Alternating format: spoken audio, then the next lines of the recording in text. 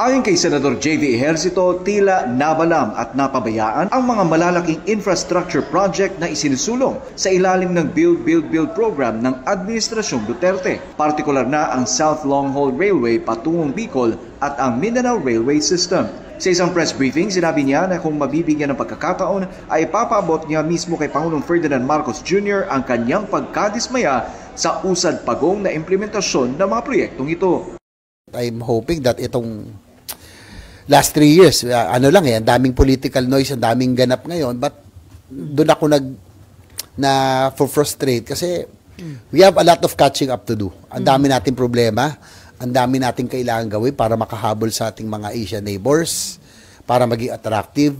Aniya, mahalaga hindi lamang sa konektibidad, kundi bilang pundasyon para sa paglikha ng trabaho at mas maraming oportunidad ang mga proyekto gaya ng North-South Commuter Railway o NSCR, Metro Manila Subway, Mindanao Railway at PNR South Long Haul.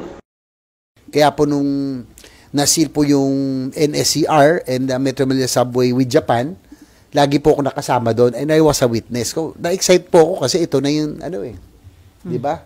At least mangyayari na. On the hindsight, 1998 pa, panahon pa ng President Erap, North Rail, South Rail, we lost already almost 30 years. Sabi ng Senador, sa unang taon ng Administrasyong Marcos ay umaasa siyang ipagpapatuloy ang momentum na nasimulan sa ilalim ng slogang Build Better More. Actually, nasiro yan sa budget na nga for last year. Coming from the House, wala na zero budget. Nilagyan ng Senado yan ng at least 200 million each for the project management office to continue na at least magtuloy-tuloy yung monitoring, yung studies, yung monitoring ng right of ways na kung may sakaling meron ng entity na mag-take over, ready na tayo. Gate niya ang mga gitong proyekto ang tunay na long-term investment ng bansa. Bukod sa infrastruktura, nagpahayag din si Ejercito ng panghihinayang sa maagang bangayan sa administrasyon. Ang aga ng bangayan sa administrasyon na ito, 1.5 years, 2 years, nagsimula na ang bangayan. Nanghinayang ako doon sa momentum, with the biggest mandates ever received by both the President, the Vice President. We were off to a good start. Ang ganda ng goodwill. Kaya lang napaaga yung bangayan na ito, humantong na nga po tayo sa magkakaroon na ng impeachment.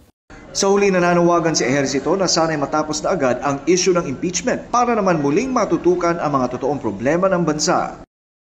Ang worry ko rito, yung sabi ko nga, Vietnam is already leaving us, nakalamang na sila they're doing all the right things. Habang tayo nakastagnate. Para sa Diyos at sa Pilipinas, kumahal. Troy Gomez nag-uulat, SMNI News.